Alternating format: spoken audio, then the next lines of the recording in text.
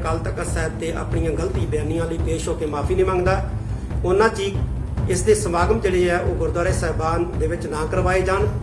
ਜੇਕਰ ਕੋਈ ਸਮਾਗਮ ਕਰਾਉਂਦਾ ਹੈ ਤਾਂ ਉਹ ਅਣਸਖਾਵੀ ਘਟਨਾ ਲਈ ਖੁਦ ਜ਼ਿੰਮੇਵਾਰ ਹੋਵੇਗਾ। ਨਾ ਇਸ ਨੂੰ ਸੁਣਿਆ ਜਾਵੇ ਤੇ ਨਾ ਹੀ ਇਸ ਦੀਆਂ ਵੀਡੀਓ ਆਦਿ ਅੱਗੇ ਸ਼ੇਅਰ ਕੀਤੀਆਂ ਜਾਣ। ਜੇ ਅਜੇ ਵੀ ਬਾਜ਼ ਨਾ ਆਇਆ ਤਾਂ ਇਸ ਤੇ ਸਖਤ ਤੋਂ ਸਖਤ ਕਾਰਵਾਈ ਜਿਹੜੀ ਉਹ ਕੀਤੀ ਜਾਏਗੀ। ਭਾਈ ਹਰਪ੍ਰੀਤ ਸਿੰਘ ਵੱਲੋਂ ਭਾਈ ਰਣਜੀਤ ਸਿੰਘ ਢੱਡਰੀਆਂ ਵਾਲਿਆਂ ਨੂੰ ਸੁਣਨ ਤੇ ਉਹਨਾਂ ਦੀ ਜਿਹੜੀਆਂ ਵੀਡੀਓ ਨੇ ਸ਼ੇਅਰ ਕਰਨ ਤੇ ਪਾਬੰਦੀ ਲਗਾਈ ਹੈ, ਤੇ ਦੂਜੇ ਪਾਸੇ ਗਿਆਨੀ ਇਕਬਾਲ ਸਿੰਘ ਵੱਲੋਂ ਦਿੱਤੇ ਗਏ ਬੇਤੁਕੇ ਬਿਆਨ ਦੇ ਨਾਲ ਸਿਰਫ ਅਸਹਿਮਤੀ ਪ੍ਰਗਟਾ ਕੇ ਉਸ ਨੂੰ ਛੱਡ ਦਿੱਤਾ ਗਿਆ ਹੈ।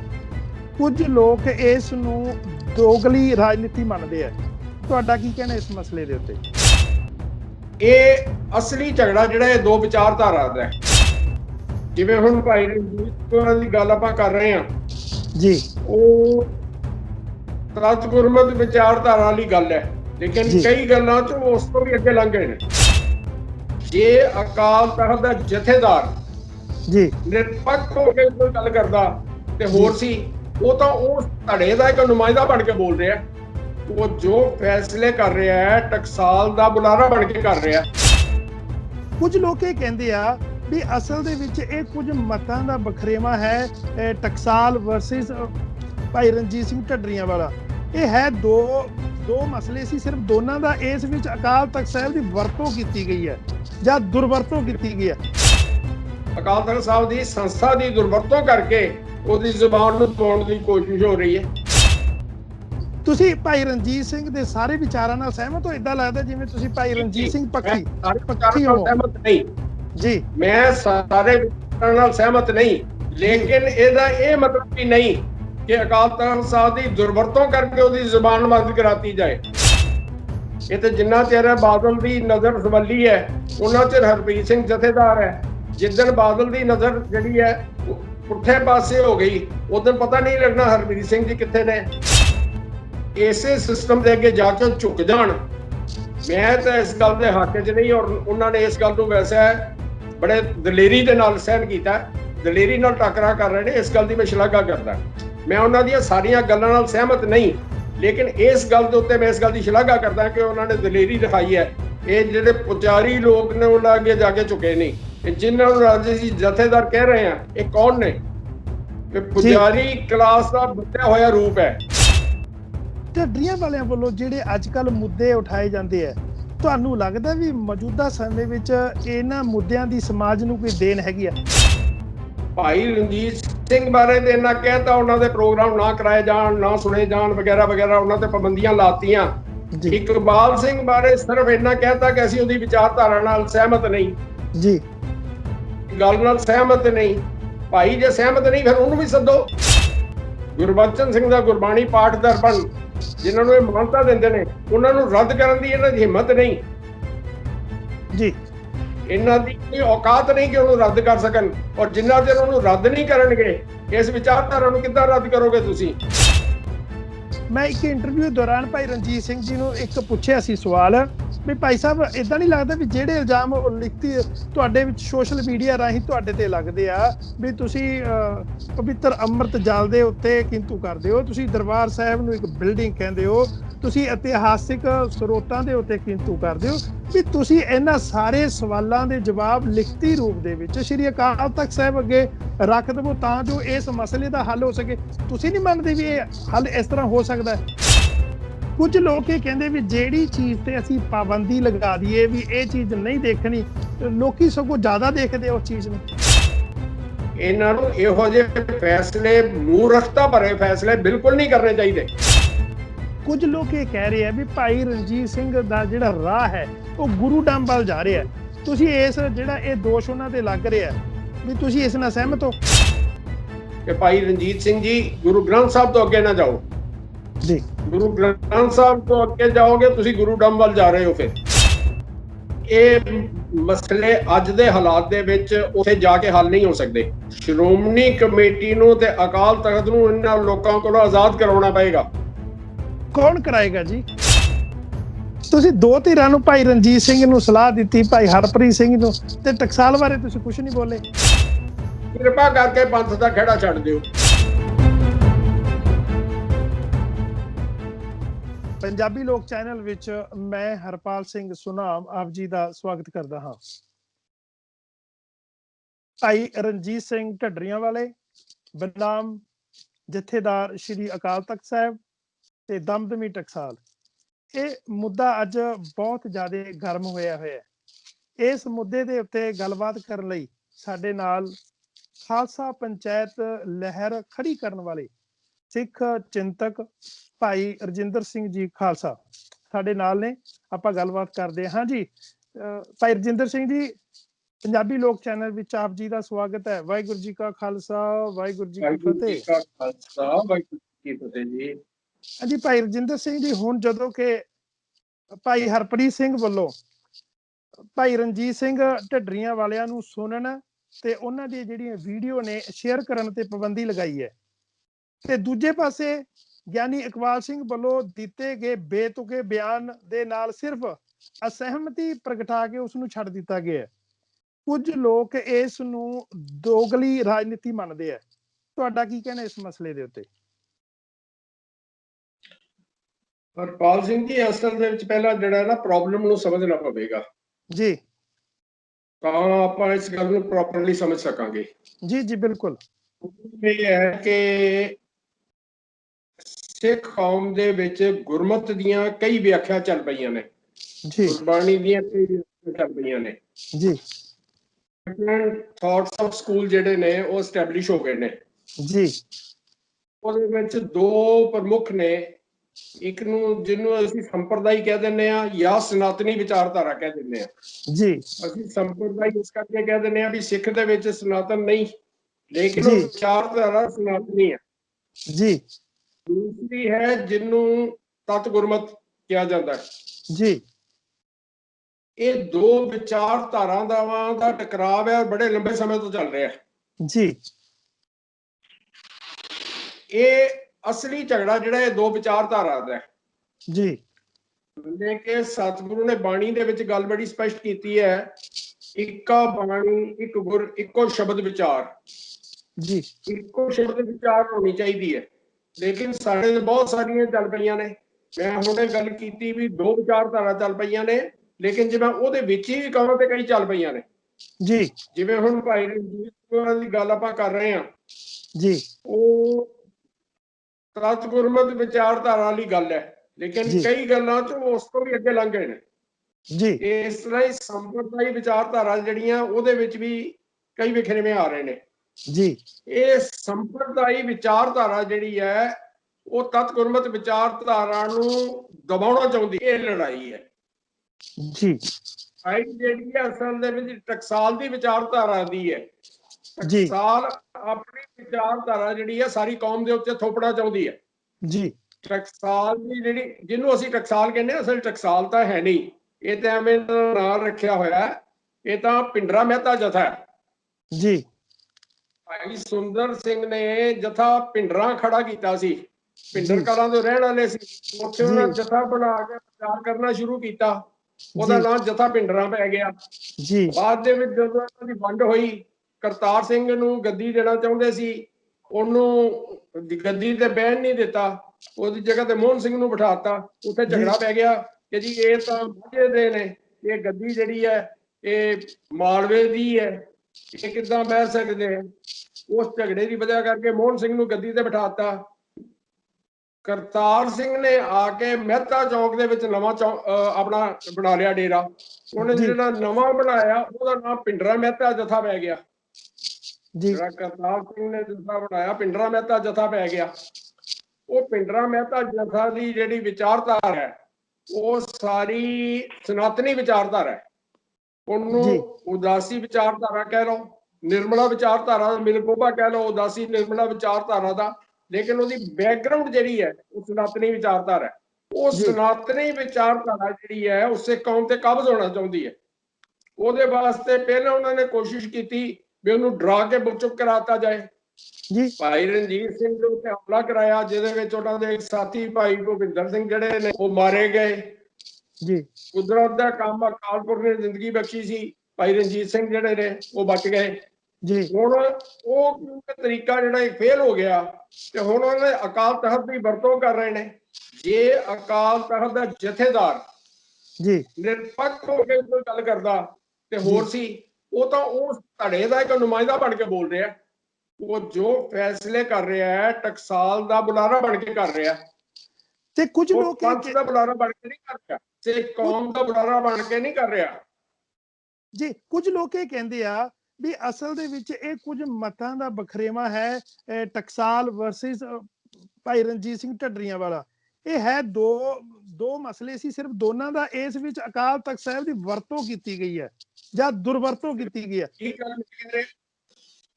ਇਹੀ ਗੱਲ ਜਿਹੜੀ ਤੁਸੀਂ ਕਹਿ ਰਹੇ ਹੋ, ਮੈਂ ਇਹੀ ਗੱਲ ਕਹੀ ਹੈ ਨਾ ਜੀ, ਵੀ ਅਕਾਲ ਤਖਤ ਨੂੰ ਤਾਂ ਵਰਤਿਆ ਜਾ ਰਿਹਾ, ਕਿਉਂਕਿ ਪਹਿਲਾਂ ਉਹ ਜਿਹੜਾ ਹਥਿਆਰਾਂ ਨਾਲ ਮਾਰਨਾ ਚਾਹੁੰਦੇ ਸੀ ਉਹ ਤੋਂ ਬਚ ਗਿਆ ਜੀ।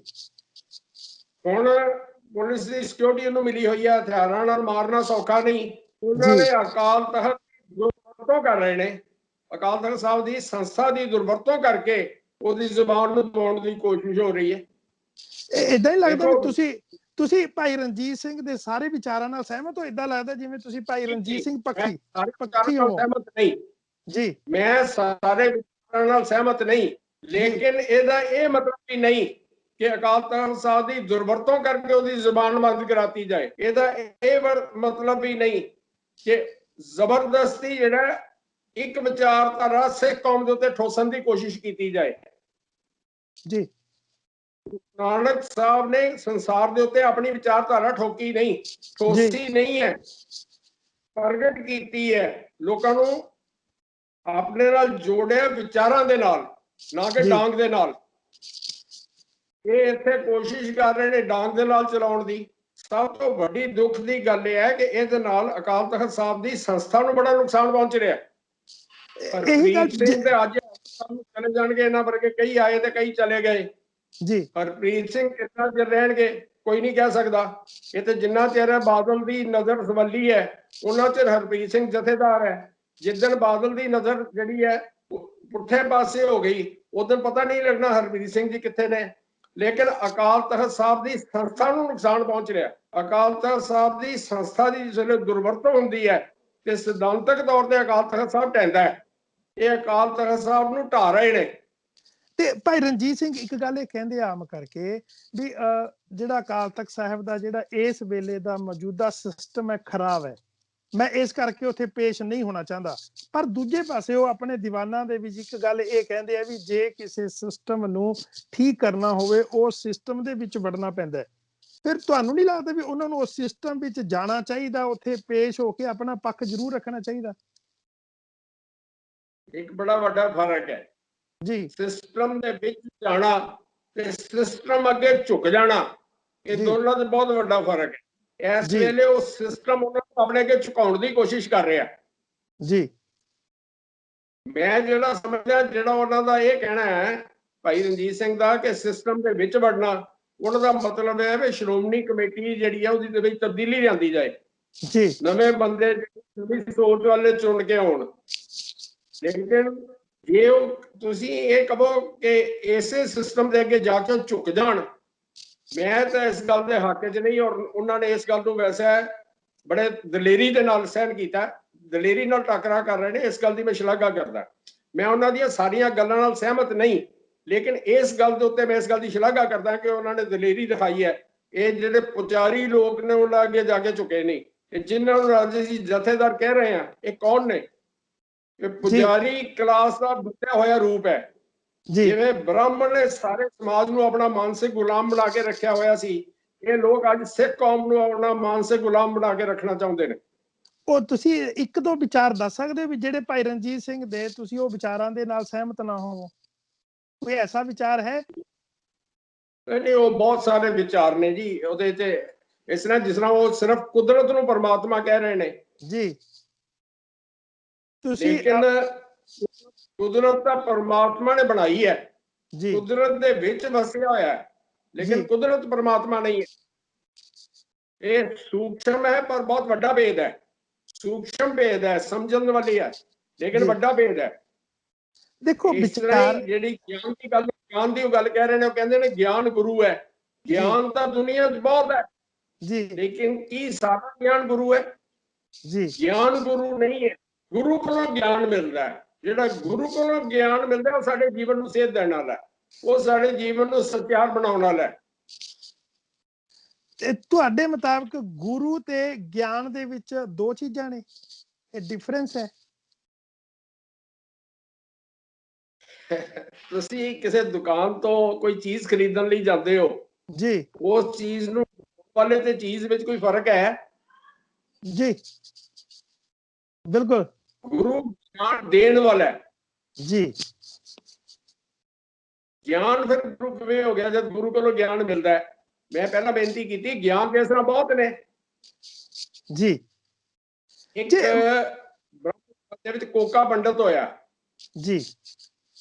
ਕੋਕਾ ਪੰਡਤ, ਉਹਨੇ ਸੈਕਸ ਬਾਰੇ ਸਾਰਾ ਸਟੱਡੀ ਕੀਤੀ ਔਰ ਇੱਕ ਗ੍ਰੰਥ ਲਿਖਿਆ ਜਿਹਨੂੰ ਕੋਕ ਸ਼ਾਸਤਰ ਕਿਹਾ ਜਾਂਦਾ ਹੈ। ਉਹ ਕੋਕਾ ਪੰਡਤ ਦੇ ਨਾਂ ਤੇ ਕੋਕ ਸ਼ਾਸਤਰ ਕਿਹਾ ਜਾਂਦਾ ਹੈ, ਉਹ ਵੀ ਗਿਆਨ ਹੈ ਜੀ। ਹੁਣ ਇਸੇ ਕਰਕੇ ਸਾਡੇ ਜਿਹਨੂੰ ਇਹ ਦਸਮ ਗ੍ਰੰਥ ਕਹਿੰਦੇ ਨੇ, ਗੁਰੂ ਗ੍ਰੰਥ ਸਾਹਿਬ ਦੇ ਨਾਂ ਦੇ ਉੱਤੇ ਪੜ੍ਹਨਾ ਚਾਹੁੰਦੇ ਨੇ, ਉਹਦੇ ਵਿੱਚ 600 ਤੋਂ ਉੱਪਰ ਪੇਜ ਹੈ ਜਿਹੜੇ ਅਸ਼ਲੀਲ ਹੈ, ਉਹ ਵੀ ਗਿਆਨ ਹੈ ਜੀ। ਸਾਡੇ ਵਾਸਤੇ ਮਹੱਤਵਪੂਰਨ ਹੈ ਗਿਆਨ ਜਿਹੜਾ ਸਾਨੂੰ ਸਾਡੇ ਗੁਰੂ ਕੋਲੋਂ ਮਿਲਦਾ, ਗੁਰੂ ਗ੍ਰੰਥ ਸਾਹਿਬ ਕੋਲੋਂ ਮਿਲਦਾ ਹੈ ਜੀ। ਉਹ ਜੀਵਨ ਨੂੰ ਉੱਚਾਈਆਂ ਤੇ ਲਿਜਾਣ ਵਾਲਾ ਗਿਆਨ ਹੈ, ਜੀਵਨ ਨੂੰ ਸੱਚੀ ਸੇਧ ਦੇਣ ਵਾਲਾ ਗਿਆਨ ਹੈ ਜੀ। ਉਹ ਗਿਆਨ ਅਕਾਲ ਪੁਰਖ ਨਾਲ ਭੇਦ ਕਰਨ ਵਾਲਾ ਗਿਆਨ ਹੈ ਜਿਹੜਾ ਸਾਨੂੰ ਸਚਿਆਰ ਬਣਾ ਸਕਦਾ ਹੈ ਜੀ। ਪਰ ਗਿਆਨ ਜਿਹੜਾ ਉਹ ਗੁਰੂ ਨਹੀਂ ਹੈ, ਗਿਆਨ ਲੈਣਾ ਹੈ ਗੁਰੂ ਕੋਲੋਂ ਲੈਣਾ ਹੈ ਜੀ। ਤੇ ਢੱਡਰੀਆਂ ਵਾਲਿਆਂ ਵੱਲੋਂ ਜਿਹੜੇ ਅੱਜ ਕੱਲ ਮੁੱਦੇ ਉਠਾਏ ਜਾਂਦੇ ਆ, ਤੁਹਾਨੂੰ ਲੱਗਦਾ ਵੀ ਮੌਜੂਦਾ ਸਮੇਂ ਵਿੱਚ ਇਹਨਾਂ ਮੁੱਦਿਆਂ ਦੀ ਸਮਾਜ ਨੂੰ ਕੋਈ ਦੇਣ ਹੈਗੀ ਆ?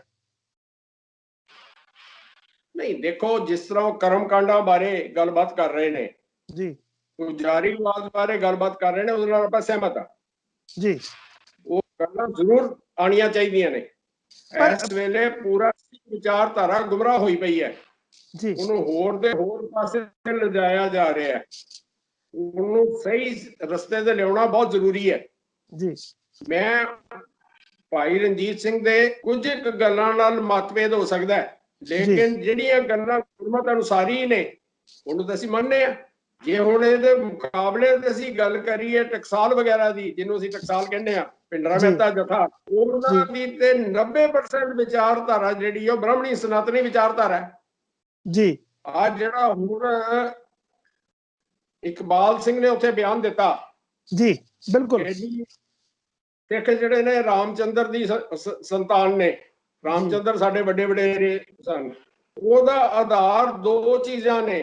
ਇੱਕ ਦਸਮ ਗ੍ਰੰਥ ਦੇ ਵਿੱਚ ਰਚਨਾਵਾਂ, ਜਿਹਨੂੰ ਅਸੀਂ ਬਚਿੱਤਰ ਨਾਟਕ ਕਹਿੰਦੇ ਆ ਵੀ ਇਹ ਤਾਂ ਜੀ ਗੁਰੂ ਮਹਾਰਾਜ ਦੀ ਸਵੈ ਜੀਵਨੀ ਹੈ, ਔਰ ਦੂਸਰਾ ਇਹਨਾਂ ਦੀ ਭਿੰਡਰਾ ਜਥਾ ਦੀ ਗੁਰਬਚਨ ਸਿੰਘ ਦੀ ਲਿਖੀ ਹੋਈ ਕਿਤਾਬ ਗੁਰਬਾਣੀ ਪਾਠ ਦਰਪਣ ਜੀ। ਗੁਰਬਾਣੀ ਪਾਠ, ਤੁਹਾਨੂੰ ਇੱਕ ਬੜੀ ਕਮਾਲ ਦੀ ਗੱਲ ਦੱਸਾਂ ਕਿ ਇਹਨਾਂ ਦਸਮ ਗ੍ਰੰਥ ਹੈ, ਬਚਿੱਤਰ ਨਾਟਕ ਕਿਤਾਬ ਹੈ ਜਿਹੜੀ ਜੀ, ਉਹਦੇ ਵਿੱਚ ਤੇ ਬੇਦੀ ਤੇ ਸੋਢੀ ਕੁਲ ਨੂੰ ਜੋੜਿਆ ਗਿਆ ਰਾਮਚੰਦਰ ਦੇ ਨਾਲ ਗੁਰੂ ਸਾਹਿਬਾਨ ਦੇ ਨਾਲ। ਬੇਦੀ ਕੁਲ ਤੋਂ ਲਿਖ ਦਿੱਤਾ, ਤਿੰਨ ਬੇਦੀਆਂ ਕੀ ਕੁਲ ਵਿਖੇ ਪ੍ਰਗਟੇ ਨਾਨਕ ਰਾਏ, ਗੁਰੂ ਨਾਨਕ ਸਾਹਿਬ ਨੂੰ ਉਹਨਾਂ ਨਾਲ ਜੋੜ ਦਿੱਤਾ। ਤੇ ਉਧਰੋਂ ਜਿਹੜੇ ਸੋਢੀ ਨੇ ਉਹਨਾਂ ਨੂੰ ਵੀ ਕੁਛ ਦੀ ਸੰਤਾਨ ਦੇ ਨਾਲ ਜੋੜ ਦਿੱਤਾ। ਇਹ ਜਿਹੜਾ ਉਹਨਾਂ ਜੋੜਿਆ, ਇਹਨਾਂ ਨੇ ਆਪਣਾ ਗੁਰਬਾਣੀ ਪਾਠ ਦਰਪਣ ਦੇ ਵਿੱਚ ਗੁਰੂ ਅੰਗਦ ਸਾਹਿਬ ਨੂੰ, ਗੁਰੂ ਅਮਰਦਾਸ ਸਾਹਿਬ ਨੂੰ ਵੀ ਜਿਹੜਾ ਉਹਨਾਂ ਦੇ ਨਾਲ ਜੋੜ ਦਿੱਤਾ ਜੀ। ਇਹ ਉਸ ਤੋਂ ਹੀ ਅੱਗੇ ਚਲੇ ਗਏ ਨੇ। ਹੁਣ ਉਹ ਵਿਚਾਰਧਾਰਾ ਜਿਹੜੀ ਹੈ ਸਾਨੂੰ ਤਕਲੀਫ ਦੇ ਰਹੀ ਹੈ, ਅੱਜ ਕੌਮ ਦੇ ਵਾਸਤੇ ਖਰੂ ਬਣਿਆ ਹੋਇਆ। ਆ ਜਿਹੜਾ ਤੁਸੀਂ ਹੁਣੇ ਗੱਲ ਕਰ ਰਹੇ ਹੋ, ਮੈਨੂੰ ਇੱਕ ਗੱਲ ਦੱਸੋ, ਭਾਈ ਰਣਜੀਤ ਸਿੰਘ ਬਾਰੇ ਤੇ ਇੰਨਾ ਕਹਿਤਾ, ਉਹਨਾਂ ਦੇ ਪ੍ਰੋਗਰਾਮ ਨਾ ਕਰਾਏ ਜਾਣ, ਨਾ ਸੁਣੇ ਜਾਣ ਵਗੈਰਾ ਵਗੈਰਾ, ਉਹਨਾਂ ਤੇ ਪਾਬੰਦੀਆਂ ਲਾਤੀਆਂ। ਇਕਬਾਲ ਸਿੰਘ ਬਾਰੇ ਸਿਰਫ ਇੰਨਾ ਕਹਿਤਾ ਕਿ ਅਸੀਂ ਉਹਦੀ ਵਿਚਾਰਧਾਰਾ ਨਾਲ ਸਹਿਮਤ ਨਹੀਂ ਜੀ, ਗੱਲ ਨਾਲ ਸਹਿਮਤ ਨਹੀਂ। ਭਾਈ ਜੇ ਸਹਿਮਤ ਨਹੀਂ ਫਿਰ ਉਹਨੂੰ ਵੀ ਸੱਦੋ। ਤੁਸੀਂ ਮੰਨਦੇ ਵੀ ਇਹ ਦੋਗਲਾਪਨ ਹੈ? ਜਾਰੀ ਕੀਤਾ, ਇਹ ਦੋਗਲਾਪਨ ਹੈ? ਤੁਸੀਂ ਮੰਨਦੇ ਇਸ ਗੱਲ ਨੂੰ, ਇਸ ਮੁੱਦੇ ਦੇ ਉੱਤੇ ਵੀ ਇੱਕ ਧਿਰ ਨੂੰ ਖੁਸ਼ ਮੇਰਾ ਦੋਗਲਾਪਨ ਹੈ ਔਰ ਕਮਜ਼ੋਰੀ ਹੈ ਬੜੀ ਵੱਡੀ। ਇਹਨਾਂ ਦੀ ਜ਼ਰੂਰਤ ਨਹੀਂ ਉਹਨੂੰ ਬੁਲਾਉਣ ਦੀ, ਕਿਉਂਕਿ ਜਿਨ੍ਹਾਂ ਗ੍ਰੰਥਾਂ ਨੂੰ ਇਹ ਮਾਨਤਾ ਦਿੰਦੇ ਨੇ, ਬਚਿੱਤਰ ਨਾਟਕ ਵਰਗੇ ਗ੍ਰੰਥ ਤੇ ਗੁਰਬਚਨ ਸਿੰਘ ਦਾ ਗੁਰਬਾਣੀ ਪਾਠ ਦਰਪਣ ਜਿਨ੍ਹਾਂ ਨੂੰ ਇਹ ਮਾਨਤਾ ਦਿੰਦੇ ਨੇ, ਉਹਨਾਂ ਨੂੰ ਰੱਦ ਕਰਨ ਦੀ ਇਹਨਾਂ ਦੀ ਹਿੰਮਤ ਨਹੀਂ ਜੀ, ਇਹਨਾਂ ਦੀ ਇੰਨੀ ਔਕਾਤ ਨਹੀਂ ਕਿ ਉਹਨੂੰ ਰੱਦ ਕਰ ਸਕਣ। ਔਰ ਜਿੰਨਾ ਚਿਰ ਉਹਨੂੰ ਰੱਦ ਨਹੀਂ ਕਰਨਗੇ, ਇਸ ਵਿਚਾਰਧਾਰਾ ਨੂੰ ਕਿੱਦਾਂ ਰੱਦ ਕਰੋਗੇ ਤੁਸੀਂ? ਕਿੱਦਾਂ ਤੁਸੀਂ ਇਕਬਾਲ ਸਿੰਘ ਨੂੰ ਕਹੋਗੇ? ਜੇ ਇਕਬਾਲ ਸਿੰਘ ਨੂੰ ਸੱਦਣ, ਉਹ ਦਸਮ ਗ੍ਰੰਥ ਲੈ ਕੇ ਆ ਜਾਏਗਾ ਵੀ ਆਹ ਵੇਖੋ ਤੋਂ ਇਹਦੇ ਵਿੱਚ ਲਿਖਿਆ। ਜੀ, ਰੱਦ ਕਰਨਾ ਵੀ ਗਲਤ ਹੈ, ਨਹੀਂ ਗੁਰੂ ਗੋਬਿੰਦ ਸਿੰਘ ਮਹਾਰਾਜ ਦਾ ਲਿਖਿਆ ਹੋ ਸਕਦਾ।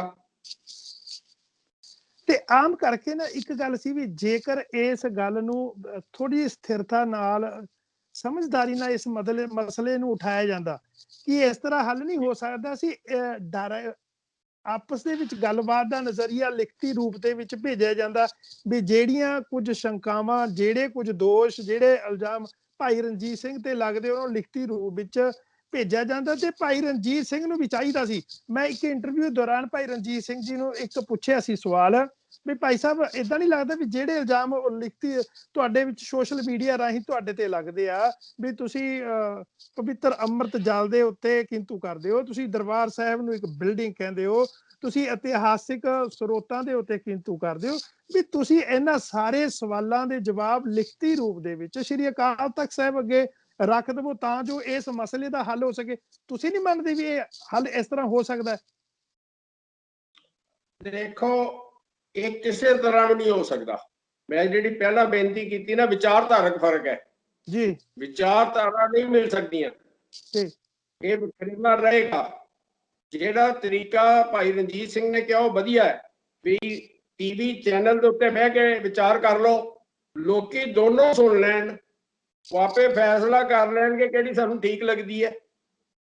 ਪਰ ਇਹ ਤੁਹਾਨੂੰ ਲੱਗਦਾ ਨਹੀਂ ਘਰ ਦਾ ਮਸਲਾ, ਘਰ ਦੇ ਵਿੱਚ ਬੰਦ ਕਮਰੇ 'ਚ ਬਹਿ ਕੇ ਅਸੀਂ ਇਸ ਮਸਲੇ ਨੂੰ ਸਮੇਟ ਲਈਏ, ਅਸੀਂ ਦੂਜੀ ਦੁਨੀਆ ਤੱਕ ਕਿਉਂ ਲੈ ਕੇ ਜਾਈਏ ਜਿਨ੍ਹਾਂ ਨੂੰ ਇਸ ਪੱਖ ਦੇ ਬਾਰੇ ਪਤਾ ਹੀ ਕੁਛ ਨਹੀਂ। ਸਾਨੂੰ ਸਤਿਗੁਰੂ ਨੇ ਇਹੀ ਤਰੀਕਾ ਸਿਖਾਇਆ ਜੀ, ਦੁਬਦਾ ਦੂਰ ਕਰੋ ਲਿਬਲਾਏ ਹਰ ਨਾਮੇ ਕੇ ਹੋਵੋ ਜੋੜੀ ਗੁਰਮੁਖ ਐਸੋ ਸਫਾ ਵਿਛਾਏ, ਇਹੀ ਤਰੀਕਾ ਸਿਖਾਇਆ। ਲੇਕਿਨ ਉਹਦੇ ਵਾਸਤੇ ਫਿਰ ਦੋਨਾਂ ਤਰ੍ਹਾਂ ਦੇ ਦਿਲ ਖੁੱਲੇ ਹੋਣੇ ਚਾਹੀਦੇ ਨੇ, ਵਿਚਾਰ ਖੁੱਲੇ ਹੋਣੇ ਚਾਹੀਦੇ ਨੇ, ਇੱਕ ਪ੍ਰਭਾਵ ਦੇ ਥੱਲੇ ਨਹੀਂ ਗੱਲ ਹੋਣੀ ਚਾਹੀਦੀ। ਫਿਰ ਜਿਹੜੀ ਸੱਚ ਦੀ ਗੱਲ ਹੈ, ਜਿਹੜੀ ਗੁਰਮਤਿ ਅਨੁਸਾਰੀ ਗੱਲ ਹੈ, ਉਹਨੂੰ ਮੰਨਣਾ ਪਵੇਗਾ। ਉਹ ਮੰਨਣ ਨੂੰ ਦੋਨੋਂ ਤਿਆਰ ਨਹੀਂ। ਤੇ ਫਿਰ ਇਹਦਾ ਹੱਲ ਕਿਵੇਂ ਹੋ ਸਕਦਾ ਜੀ ਜੇ ਦੋਨੇ ਧਿਰਾਂ ਹੱਲ ਇਹੀ ਹੈ, ਅਕਾਲ ਤਖਤ ਸਾਹਿਬ ਦੀ ਸੰਸਥਾ ਨੂੰ ਨੁਕਸਾਨ ਪਹੁੰਚ ਰਿਹਾ। ਇਹਨਾਂ ਨੇ ਅਕਾਲ ਤਖਤ ਦੇ ਨਾਂ ਦੇ ਉੱਤੇ ਹੁਕਮਨਾਮਾ ਜਾਰੀ ਕਰ ਦਿੱਤਾ, ਲੋਕੀ ਮੰਨਣਗੇ ਨਹੀਂ। ਇਹਨਾਂ ਨੇ ਪ੍ਰੋਫੈਸਰ ਦਰਸ਼ਨ ਸਿੰਘ ਹੋਰਾਂ ਨੂੰ, ਮੈਂ ਕਹਿੰਦਾ ਕੌਮ ਦੇ ਵਿੱਚ ਇਹੋ ਜਿਹਾ ਹੀਰਾ ਕਦੀ ਪੈਦਾ ਹੁੰਦਾ ਹੈ, ਪ੍ਰੋਫੈਸਰ ਦਰਸ਼ਨ ਸਿੰਘ ਵਰਗਾ, ਜਿਨ੍ਹਾਂ ਨੂੰ ਗੁਰਮਤਿ ਦੀ ਇੰਨੀ ਸੋਝੀ ਹੈ, ਜਿੰਨਾ ਕਹਿ ਲਈਏ ਉਹਨਾਂ ਥੋੜਾ। ਉਹਨਾਂ ਨੂੰ ਪੰਚੋ ਛੇਕ ਦਿੱਤਾ, ਉਹਦੇ ਨਾਲ ਅਕਾਲ ਤਖਤ ਦਾ ਸਤਿਕਾਰ ਵਧਿਆ ਕਿ ਘਟਿਆ? ਗੁੰਡਾਗਰਦੀ ਨਾਲ ਉਹਨਾਂ ਦੇ ਪ੍ਰੋਗਰਾਮ ਰੋਕ ਲੈਂਦੇ ਨੇ, ਲੇਕਿਨ ਉਹਨਾਂ ਦੇ ਪ੍ਰੋਗਰਾਮ ਤੇ ਲਗਾਤਾਰ ਚੱਲਦੇ ਨੇ। ਲੋਕਾਂ ਦੀ ਮੰਗ ਹੈ ਰੋਜ਼ ਉਹਨਾਂ ਦੇ ਪ੍ਰੋਗਰਾਮਾਂ ਦੀ, ਲੋਕੀ ਖੁਸ਼ ਹੁੰਦੇ ਨੇ ਉਹਨਾਂ ਦੇ ਪ੍ਰੋਗਰਾਮ ਸੁਣ ਕੇ। ਇਹ ਕੁਝ ਭੇਜ ਦਿੱਤੇ, ਪ੍ਰੋਗਰਾਮ ਡਿਸਟਰਬ ਕਰਾਤਾ, ਉਹਦੇ ਨਾਲ ਕੋਈ ਅਕਾਲ ਤਖਤ ਦਾ ਸਤਿਕਾਰ ਨਹੀਂ ਵੱਧ ਰਿਹਾ। ਹੁਣ ਇਹ ਦੂਜਾ ਚੈਨਲ ਇਹਨਾਂ ਨੇ ਖੋਲਿਆ ਭਾਈ ਰਣਜੀਤ ਸਿੰਘ ਵਾਲਾ ਜੀ, ਤੁਸੀਂ ਦੇਖਿਓ ਜਿਹੜਾ ਅਗਲਾ ਹੀ ਪ੍ਰੋਗਰਾਮ ਭਾਈ ਰਣਜੀਤ ਸਿੰਘ ਦਾ, ਉਹਨਾਂ ਦੇ ਆਪਣੇ ਉੱਥੇ ਜਿਹਦਾ ਨਾਮ ਉਹਨਾਂ ਪਰਮੇਸ਼ਰ ਦੁਆਰ ਰੱਖਿਆ ਹੋਇਆ, ਮੈਂ ਤਾਂ ਖੈਰ ਇਸ ਨਾਂ ਨਾਲ ਵੀ ਸਹਿਮਤ ਨਹੀਂ ਹਾਂ, ਜਿਹਦਾ ਨਾਮ ਉਹਨਾਂ ਪਰਮੇਸ਼ਰ ਦੁਆਰ ਰੱਖਿਆ ਹੋਇਆ, ਉੱਥੇ ਪ੍ਰੋਗਰਾਮ ਹੋਏਗਾ। ਤੁਸੀਂ ਦੇਖੋ ਵੀ ਹੁਣ ਨਾਲੋਂ ਸੰਗਤ ਵੱਧ ਹੋਏਗੀ ਕਿ ਘੱਟ ਹੋਏਗੀ, ਉਸੇ ਲਈ ਪਤਾ ਲੱਗ ਜਾਏਗਾ। ਕੁਝ ਲੋਕ ਇਹ ਕਹਿੰਦੇ ਵੀ ਕੁਝ ਲੋਕ ਇਹ ਕਹਿੰਦੇ ਵੀ ਜਿਹੜੀ ਚੀਜ਼ ਤੇ ਅਸੀਂ ਪਾਬੰਦੀ ਲਗਾ ਦਈਏ ਵੀ ਇਹ ਚੀਜ਼ ਨਹੀਂ ਦੇਖਣੀ, ਲੋਕੀ ਸਗੋਂ ਜ਼ਿਆਦਾ ਦੇਖਦੇ ਉਸ ਚੀਜ਼ ਨੂੰ। ਨਹੀਂ, ਸਿਰਫ ਇਹੀ ਕਾਰਨ ਨਹੀਂ ਹੁੰਦਾ ਜੀ, ਜਿਸ ਵੇਲੇ ਇਹੋ ਜਿਹਾ ਮਾਹੌਲ ਬਣਦਾ ਹੈ। ਹੁਣ ਉਹਨਾਂ ਦੇ ਹਰ ਪ੍ਰੋਗਰਾਮ 'ਚ ਉਹਨਾਂ ਦੇ ਸਾਰੇ ਜਿਹੜੇ ਸ਼ੁਭ ਚਿੰਤਕ ਨੇ ਨਹੀਂ ਜਾਂਦੇ ਜੀ, ਲੇਕਿਨ ਜਿਸ ਵੇਲੇ ਇਹੋ ਜਿਹਾ ਮਾਹੌਲ ਬਣ ਜਾਏਗਾ ਤੇ ਫਿਰ ਵੱਧ ਜਾਣਗੇ। ਉਹਦੇ ਨਾਲ ਅਕਾਲ ਤਖਤ ਸਾਹਿਬ ਦਾ ਸਤਿਕਾਰ ਘਟੇਗਾ ਵੀ ਇਹਨਾਂ ਮਨਾ ਕੀਤਾ ਅਕਾਲ ਤਖਤ ਸਾਹਿਬ ਨੇ, ਤੇ ਲੋਕੀ ਜਿਹੜੇ ਨੇ ਜ਼ਿਆਦਾ ਸੁਣਨ ਲਈ ਜਾ ਰਹੇ ਨੇ। ਇਹਨਾਂ ਨੂੰ ਇਹੋ ਜਿਹੇ ਫੈਸਲੇ, ਮੂਰਖਤਾ ਭਰੇ ਫੈਸਲੇ ਬਿਲਕੁਲ ਨਹੀਂ ਕਰਨੇ ਚਾਹੀਦੇ ਜੀ, ਬਿਲਕੁਲ ਗਲਤ ਰੂਪਤਾ। ਸਭ ਤੋਂ ਵੱਡੀ ਗੱਲ, ਇੱਕ ਧਿਰ ਦੇ ਪ੍ਰਭਾਵ ਥੱਲੇ ਆ ਕੇ ਕਰ ਰਹੇ ਹੋ। ਫਿਰ ਅਕਾਲ ਤਖਤ ਦਾ ਫੈਸਲਾ ਕਿਸ ਤਰ੍ਹਾਂ ਹੋਇਆ? ਇਹ ਫੈਸਲਾ ਤਾਂ ਹਰਨਾਮ ਸਿੰਘ ਧੂਮੇ ਦਾ, ਉਹਨਾਂ ਦੇ ਭੰਡਰਾ ਮਹਿਤਾ ਜਥੇ ਦਾ। ਕੁਝ ਲੋਕ ਕਹਿ ਰਹੇ ਜੀ, ਕੁਝ ਲੋਕ ਇਹ ਕਹਿ ਰਹੇ ਆ ਵੀ ਭਾਈ ਰਣਜੀਤ ਸਿੰਘ ਦਾ ਜਿਹੜਾ ਰਾਹ ਹੈ ਉਹ ਗੁਰੂ ਡੰਮ ਵੱਲ ਜਾ ਰਿਹਾ। ਤੁਸੀਂ ਇਸ ਜਿਹੜਾ ਇਹ ਦੋਸ਼ ਉਹਨਾਂ ਤੇ ਲੱਗ ਰਿਹਾ ਵੀ ਤੁਸੀਂ ਇਸ ਨਾਲ ਸਹਿਮਤ ਹੋ? ਦੇਖੋ ਗੱਲ ਇਹ ਹੈ, ਜਿਸ ਤਰ੍ਹਾਂ ਉਹ ਪਹਿਲਾਂ ਗੁਰੂ ਡੰਮ ਦੇ ਰਸਤੇ ਤੇ ਚੱਲ ਰਹੇ ਸਨ, ਜਿਹੜਾ ਡੇਰਾਵਾਦ ਹੈ ਗੁਰੂ ਡੰਮ ਜੀ, ਗੁਰੂ ਡੰਮ ਦੀ ਸ਼ੁਰੂਆਤ ਹੈ, ਉਧਰੋਂ ਜਿਹੜਾ ਗੁਰਮਤ ਵਿਚਾਰਧਾਰਾ ਵੱਲ ਆਏ ਨੇ ਜੀ। ਮੈਂ ਆਸ ਕਰਦਾ ਕਿ ਇਸ ਤੋਂ ਅੱਗੇ ਉਸ ਪਾਸੇ ਨਹੀਂ ਜਾਣਗੇ, ਲੇਕਿਨ ਜਿਵੇਂ ਵਿਚਾਰਧਾਰਕ ਤੌਰ ਤੇ ਗੁਰੂ ਗ੍ਰੰਥ ਸਾਹਿਬ ਤੋਂ ਅੱਗੇ ਲੰਘਣ ਦੀ ਕੋਸ਼ਿਸ਼ ਕਰ ਰਹੇ ਨੇ, ਉੱਥੇ ਇੱਕ ਡਰ ਪੈਦਾ ਹੁੰਦਾ ਹੈ ਜੀ। ਕਿਉਂਕਿ ਵਿਚਾਰਧਾਰਕ ਤੌਰ ਤੇ ਜਿਸ ਵੇਲੇ ਗੁਰਬਾਣੀ ਕਹਿੰਦੀ ਹੈ ਸਾਚੇ ਤੇ ਪਵਨਾ ਭਇਆ ਪਵਨੇ ਤੇ ਜਲ ਹੋਏ, ਜਲ ਤੇ ਤੇਰੇ ਪਵਨ ਸਾਜਿਆ ਘਟ ਘਟ ਜੋਤ ਸਮੋਏ। ਪਰਮਾਤਮਾ ਤੋਂ ਕੁਦਰਤ ਬਣੀ, ਬਲਿਹਾਰੀ ਕੁਦਰਤ ਵਸਿਆ, ਕੁਦਰਤ ਵਿੱਚ ਵਸਦਾ ਪਿਆ, ਤੇ ਤੁਸੀਂ ਕੁਦਰਤ ਨੂੰ ਪਰਮਾਤਮਾ ਕਹਿ ਦਿੱਤਾ, ਇਹਦਾ ਮਤਲਬ ਹੈ ਤੁਸੀਂ ਅਕਾਲ ਗੁਰੂ ਗ੍ਰੰਥ ਸਾਹਿਬ ਅੱਗੇ ਜਾ ਰਹੇ ਹੋ ਜੀ। ਉਹ ਵਿਚਾਰਧਾਰਾ ਗੁਰੂ ਧਾਮ ਵੱਲ ਲੈ ਕੇ ਜਾਂਦੀ ਹੈ। ਜੇ ਤੁਹਾਡੀ ਵਿਚਾਰਧਾਰਾ ਜਿਹੜੀ ਗੁਰਮਤ ਤੋਂ ਅੱਗੇ ਹੋ ਗਈ, ਗੁਰਮਤ ਤੋਂ ਅਲੱਗ ਹੋ ਗਈ, ਉਹ ਵਿਚਾਰਧਾਰਾ ਗੁਰੂ ਧਾਮ ਵੱਲ ਲੈ ਕੇ ਜਾਣ ਵਾਲੀ ਹੈ ਜੀ। ਇਸ ਬੜਾ ਸੀਰੀਅਸਲੀ ਸੋਚਣ ਦੀ ਲੋੜ ਹੈ। ਤੇ ਤੁਸੀਂ ਕਦੇ ਸੋਚਿਆ ਵੀ ਤੁਹਾਡੇ ਵਰਗੇ ਜਿਹੜੇ ਸਿੱਖ ਚਿੰਤਕ ਹੈਗੇ ਨੇ ਵੀ ਸਾਰੇ ਰਲ ਮਿਲ ਕੇ ਵੀ ਇਸ ਮਸਲੇ ਦਾ ਕੋਈ ਹੱਲ ਕੱਢਿਆ ਜਾਵੇ? ਤੁਸੀਂ ਕਦੇ ਭਾਈ ਰਣਜੀਤ ਸਿੰਘ ਨੂੰ ਜਾਂ ਭਾਈ ਹਰਪ੍ਰੀਤ ਸਿੰਘ ਨੂੰ ਮਿਲਣ ਦੀ ਕੋਸ਼ਿਸ਼ ਕੀਤੀ ਵੀ ਇਸ ਮਸਲੇ ਦਾ ਹੱਲ ਕੱਢ ਸਕੀਏ? ਭਾਈ ਰਣਜੀਤ ਸਿੰਘ ਹੋਰਾਂ ਨੂੰ ਤਾਂ ਮੈਂ 2 ਵਾਰੀ ਮਿਲਿਆ ਜੀ। ਉਹਨਾਂ ਨਾਲ ਅੱਜ ਜਿਹੜੀਆਂ ਗੱਲਾਂ ਮੈਂ ਤੁਹਾਡੇ ਨਾਲ ਕਰ ਰਿਹਾ ਕਿ ਆਹ ਮਤਭੇਦ ਨੇ ਮੇਰੇ ਵਿਚਾਰਕ ਤੌਰ ਤੇ, ਉਹਨਾਂ ਨਾਲ ਸਾਂਝੇ ਵੀ ਕੀਤੇ ਨੇ ਜੀ। ਔਰ ਕਮਾਲ ਦੀ ਗੱਲ ਹੈ ਕਿ ਉਸ ਵੇਲੇ ਉਹਨਾਂ ਮੰਨਿਆ, ਉਹਨਾਂ 'ਚ ਕੁਝ ਦਿਨ ਲਈ ਕੋਈ ਚੇਂਜ ਵੀ ਆਇਆ, ਲੇਕਿਨ ਉਹਨਾਂ ਦੇ ਪਿੱਛੇ ਵੀ ਕੋਈ ਪ੍ਰਭਾਵ ਕੰਮ ਕਰ ਰਿਹਾ, ਜਿਹੜਾ ਉਹਨਾਂ ਦੇ ਪਿੱਛੇ ਪ੍ਰਭਾਵ ਕੰਮ ਕਰ ਰਿਹਾ, ਉਹਨੇ ਉਹਨਾਂ ਨੂੰ ਟਿਕਣ ਨਹੀਂ ਦਿੱਤਾ, ਫਿਰ ਵਾਪਸ ਉਸੇ ਜਗ੍ਹਾ ਦੇ ਉੱਤੇ ਚਲੇ ਗਏ। ਭਾਈ ਹਰਪ੍ਰੀਤ ਸਿੰਘ ਉਹਨਾਂ ਨੂੰ ਮੈਂ ਕਦੀ ਨਹੀਂ ਮਿਲਿਆ, ਕਿਉਂਕਿ ਮੈਂ ਕਿਸੇ ਨੂੰ ਜਥੇਦਾਰ ਅਕਾਲ ਤਖਤ ਨਹੀਂ ਮੰਨਦਾ। ਅਕਾਲ ਤਖਤ ਸਾਹਿਬ ਦੀ ਸੰਸਥਾ ਨੂੰ ਸਤਿਕਾਰ ਦੇਣਾ, ਲੇਕਿਨ ਜਥੇਦਾਰ ਦਾ ਅਹੁਦਾ ਦਾ ਜਿਹੜਾ ਗੁਲਾਮ ਅਹੁਦਾ ਹੈ ਸਿਆਸਤਦਾਨਾਂ ਦਾ, ਇਹਨੂੰ ਜਥੇਦਾਰ ਕਹਿਣਾ ਗਲਤ ਹੈ। ਬਿਲਕੁਲ ਸਿੱਖ ਕੌਮ ਦੇ ਵਿੱਚ ਕੋਈ ਰਿਵਾਇਤ ਨਹੀਂ ਜਥੇਦਾਰ ਦੀ। ਪਰ ਇਹਨੂੰ ਕੋਈ ਨਾਮ ਤਾਂ ਦਿੱਤਾ ਜਾ ਸਕਦਾ, ਉਹਨੂੰ ਮੁੱਖ ਦੇ ਸੇਵਾਦਾਰ ਕਹਿ ਸਕਦੇ ਆ ਸ੍ਰੀ ਅਕਾਲ ਤਖਤ ਸਾਹਿਬ ਦਾ। ਜੇ ਉਹ ਮੁੱਖ ਸੇਵਾਦਾਰ ਦੇ ਤੌਰ ਤੇ ਮਿਲਣਾ ਚਾਹਣ ਤਾਂ ਮੈਂ ਕਦੀ ਵੀ ਜਾਣ ਨੂੰ ਤਿਆਰ ਹਾਂ, ਮੈਂ ਮਿਲਣ ਨੂੰ ਤਿਆਰ ਹਾਂ, ਲੇਕਿਨ ਮੈਂ ਉਹਨੂੰ ਜਥੇਦਾਰ ਮੰਨ ਕੇ ਜਾਣ ਨੂੰ ਤਿਆਰ ਨਹੀਂ। ਚਲੋ ਨਾਮ ਆਪਾਂ ਕੋਈ ਵੀ ਰੱਖ ਲਈਏ, ਉਹਦੇ ਨਾਲ ਤਾਂ ਕੋਈ ਫਰਕ ਨਹੀਂ ਪੈਣਾ। ਵੀ ਜੇ ਤੁਸੀਂ ਸੋਚੋ ਵੀ ਉਹਨਾਂ ਨੂੰ ਜਾ ਕੇ ਮਿਲ ਕੇ, ਹਾਂਜੀ ਕੁਝ ਕਹਿ ਰਹੇ ਸੀ। ਫਰਕ ਪੈਂਦਾ ਹਰਪਾਲ ਜੀ, ਫਰਕ ਇਹ ਪੈਂਦਾ ਹੈ ਕਿ ਜਿਸ ਵੇਲੇ ਤੁਸੀਂ ਜਾਂਦੇ ਹੋ ਨਾ, ਤੇ ਪ੍ਰੈਸ ਇਹ ਰਿਪੋਰਟ ਕਰਦੀ ਹੈ ਵੀ ਰਜਿੰਦਰ ਸਿੰਘ ਨੇ ਅਕਾਲ ਤਖਤ ਦੇ ਜਥੇਦਾਰ ਨੂੰ ਮਿਲਣ ਲਈ ਗਿਆ, ਮਾਨਤਾ ਦੇਤੀ ਜੀ। ਮੇਰੀ ਗੱਲ ਸਮਝਿਓ ਕਿ ਨਹੀਂ ਜੀ। ਫਿਰ ਜਿਹੜੇ ਇਹ ਮਸਲੇ ਨੇ, ਜਿਵੇਂ ਨਾਨਕਸ਼ਾਹੀ ਕੈਲੰਡਰ ਦਾ ਮਸਲਾ ਹੈ, ਰਹਿਤ ਮਰਿਆਦਾ ਇੱਕ ਹੋਣੀ ਚਾਹੀਦੀ ਹੈ, ਇਹ ਮਸਲਾ ਹੈ, ਜੋ ਪੁਰਾਤਨ ਗ੍ਰੰਥ ਨੇ ਜਿਨ੍ਹਾਂ ਵਿੱਚ ਅਕਾਲ ਤਖਤ ਸਾਹਿਬ ਜਥੇਦਾਰ ਹੋਰ ਜਿਹੜੇ ਜਥੇਬੰਦੀਆਂ ਨੇ ਉਹ ਵੀ ਮੰਨਦੀਆਂ ਨੇ ਮਿਲਾਵਟ ਹੈ, ਇਹ ਮਸਲੇ ਹੱਲ ਤਾਂ ਸਾਰੇ ਸ਼੍ਰੋਮਣੀ ਗੁਰਦੁਆਰਾ ਪ੍ਰਬੰਧਕ ਕਮੇਟੀ ਜਾਂ ਫਿਰ ਅਕਾਲ ਤਖਤ ਤੇ ਜਾ ਕੇ ਹੀ ਹੱਲ ਹੋਣੇ ਆ। ਫਿਰ ਤੁਹਾਨੂੰ ਲੱਗਦਾ ਵੀ ਸੋਸ਼ਲ ਮੀਡੀਆ ਤੇ ਇਸ ਦਾ ਹੱਲ ਹੋ ਸਕਦਾ? ਹਰਪਾਲ ਸਿੰਘ ਜੀ, ਇਹ ਮਸਲੇ ਅੱਜ ਦੇ ਹਾਲਾਤ ਦੇ ਵਿੱਚ ਉੱਥੇ ਜਾ ਕੇ ਹੱਲ ਨਹੀਂ ਹੋ ਸਕਦੇ। ਸ਼੍ਰੋਮਣੀ ਕਮੇਟੀ ਨੂੰ ਤੇ ਅਕਾਲ ਤਖਤ ਨੂੰ ਇਹਨਾਂ ਲੋਕਾਂ ਕੋਲੋਂ ਆਜ਼ਾਦ ਕਰਵਾਉਣਾ ਪਏਗਾ। ਕੌਣ ਕਰਾਏਗਾ ਜੀ ਆਜ਼ਾਦ? ਕੌਣ ਕਰਾਏਗੀ? ਇਹ ਕੌਮ ਕਰਾਏਗੀ। ਹਰ ਦਿਨ ਜਾਗ੍ਰਿਤੀ ਆ ਰਹੀ ਹੈ ਜੀ। ਜਿਸ ਵੇਲੇ ਅਸੀਂ ਜਥੇਦਾਰ ਅਕਾਲ ਤਖਤ ਦੇ ਖਿਲਾਫ ਇਹ ਸੰਘਰਸ਼ ਸ਼ੁਰੂ ਕੀਤਾ ਸੀ 2002 ਦੇ ਵਿੱਚ ਜੀ, ਸਾਨੂੰ ਲੋਕੀ ਕਹਿੰਦੇ ਸੀ ਤੁਸੀਂ ਪਾਗਲ ਹੋ ਗਏ ਹੋ, ਤੁਸੀਂ ਅਕਾਲ ਤਖਤ ਨਾਲ ਮੱਥਾ ਲਾ ਲਿਆ। ਉਸ ਵੇਲੇ ਸਮਝਾਉਣਾ ਪੈਂਦਾ ਸੀ ਕਿ ਅਸੀਂ ਅਕਾਲ ਤਖਤ ਨਾਲ ਮੱਥਾ ਨਹੀਂ ਲਾਇਆ, ਅਸੀਂ ਅਕਾਲ ਤਖਤ ਦੇ ਸਤਿਕਾਰ ਨੂੰ ਬਚਾਉਣਾ ਚਾਹੁੰਦੇ ਹਾਂ। ਜਿਹੜੇ ਲੋਕ ਉੱਥੇ ਬੈਠ ਕੇ ਗਲਤ ਕੰਮ ਕਰ ਰਹੇ ਨੇ ਉਹਨਾਂ ਨਾਲ ਮੱਥਾ ਲਾਇਆ, ਉਹਨਾਂ ਨੂੰ ਰੋਕਣਾ ਚਾਹੁੰਦੇ ਹਾਂ। ਅੱਜ 18 ਸਾਲ ਦੇ ਸਫ਼ਰ ਦੇ ਬਾਅਦ ਤੁਸੀਂ ਕੌਮ ਦੇ ਵਿੱਚ ਤਬਦੀਲੀ ਵੇਖੋ। 10 ਦੇ ਵਿੱਚੋਂ 6 ਬੰਦੇ ਅਕਾਲ ਤਖਤ ਦੇ ਜਥੇਦਾਰ ਨੂੰ ਮਾਨਤਾ ਨਹੀਂ ਦਿੰਦੇ, ਮੈਜੋਰਟੀ ਮਾਨਤਾ ਨਹੀਂ ਦਿੰਦੇ। ਇਹ ਠੀਕ ਹੈ ਕਿ ਕਬਜ਼ਾ ਉਹਨਾਂ ਦਾ ਹੈਗਾ, ਅਕਾਲੀਆਂ ਦਾ ਕਬਜ਼ਾ ਹੈ ਤੇ ਉਹਨਾਂ ਦੇ ਅਧੀਨ ਜਿਹੜਾ ਉਹ ਕੰਮ ਕਰ ਰਿਹਾ, ਲੇਕਿਨ ਨਹੀਂ ਮਾਨਤਾ ਦਿੰਦੇ। ਇਹ ਤਬਦੀਲੀ ਆਈ ਹੈ, ਤਬਦੀਲੀ ਆਏਗੀ। ਆ ਜਥੇਦਾਰ ਦਾ ਅਹੁਦਾ ਜਿਹੜਾ ਹੈ ਇਹ ਤਾਂ ਬਣਿਆ ਹੀ 1922 ਤੋਂ ਹੈ। ਉਸ ਜਥੇਦਾਰ ਦਾ ਮੈਨੂੰ ਦੱਸੋ ਕੌਣ ਜਥੇਦਾਰ ਸੀ? ਤੌਰ ਤੇ ਕਹਿੰਦੇ ਜਾਂਦਾ ਜੀ ਆਪਣਾ ਅਕਾਲੀ ਫੂਲਾ ਸਿੰਘ। ਅਕਾਲੀ ਫੂਲਾ ਸਿੰਘ ਜਥੇਦਾਰ ਸਨ। ਜੀ ਅਕਾਲੀ ਫੂਲਾ ਸਿੰਘ ਦਾ ਜਿਹੜਾ ਸਪੈਨ ਹੈ ਉਹ 14 ਸਾਲ ਦਾ ਹੈ, ਕਿੰਗ ਸਪੈਨ। ਉਸ ਤੋਂ ਜੀ। ਪਹਿਲਾਂ ਕੌਣ ਸੀ ਤੇ ਉਸ ਤੋਂ ਬਾਅਦ ਕੌਣ ਸੀ? ਇੱਕੋ ਅਕਾਲੀ ਫੂਲਾ ਸਿੰਘ ਹੀ ਰਹੇ 300 ਸਾਲ। ਗੁਰੂ ਗੋਬਿੰਦ ਸਿੰਘ ਮਹਾਰਾਜ 1708 ਦੇ ਵਿੱਚ ਅਕਾਲ ਪਿਆਣਾ ਕਰ ਗਏ, ਉਹਦੇ ਬਾਅਦ ਇੱਕ ਅਕਾਲੀ ਫੂਲਾ ਸਿੰਘ ਹੀ ਰਿਹਾ। ਅਕਾਲੀ ਫੂਲਾ ਸਿੰਘ ਅਕਾਲ ਤਖਤ ਦੇ ਜਥੇਦਾਰ ਨਹੀਂ ਸਨ, ਬੁੱਢਾ ਦਲ ਦੇ ਜਥੇਦਾਰ ਸਨ, ਔਰ ਬੁੱਢਾ ਦਲ ਕੋਲ ਅਕਾਲ ਤਖਤ ਦੀ ਸੇਵਾ ਸੰਭਾਲ ਸੀ। ਜੀ ਇਹ ਬੜਾ ਵੱਡਾ ਵਿਸ਼ਾ ਹੈ, ਕਿਸੇ ਵੇਲੇ ਆਪ ਸਮਾਂ ਕੱਢੋਗੇ ਤੇ ਆਪਾਂ ਇਸ ਵਿਸ਼ੇ ਦੇ ਉੱਤੇ ਜਥੇਦਾਰ ਦਾ ਉਹਦਾ ਕਦੋਂ ਸ਼ੁਰੂ ਹੋਇਆ, ਕਿਵੇਂ ਹੋਇਆ, ਕੀ ਇਹਦੀ ਸੱਚਾਈ ਹੈ, ਕੀ ਇਹਨਾਂ ਨੇ ਕੌਮ ਦੀ ਝੋਲੀ ਚ ਪਾਇਆ, ਇਹਨੂੰ ਵੀ ਵਿਚਾਰ ਕਰ ਸਕਦੇ ਹਾਂ। ਅੱਜ ਜੇ ਤੁਹਾਡੇ ਕੋਲ ਅਸੀਂ ਪੁੱਛੀਏ, ਤੁਸੀਂ ਇੱਕ ਸਿੱਖ ਵਿਦਵਾਨ ਵੀ ਹੋ ਤੇ ਗੁਰਮਤ ਦੇ ਉੱਤੇ ਬੜੇ ਬੇਬਾਕੀ ਦੇ ਨਾਲ ਬੋਲਦੇ ਹੋ, ਤੁਸੀਂ ਕੀ ਸੁਝਾਅ ਦਿਓਗੇ ਵੀ ਜਿਹੜਾ ਇਹ ਪੱਖ ਹੈ, ਜਿਹੜਾ ਇਹ ਅੱਜ ਮਸਲੇ ਉੱਠੇ ਹੋਏ ਆ, ਇਸ ਨੂੰ ਗੁਰਮਤ ਦੀ ਰੌਸ਼ਨੀ ਦੇ ਵਿੱਚ ਕਿਵੇਂ ਸੋਲਵ ਕੀਤਾ ਜਾ ਸਕਦਾ ਹੈ?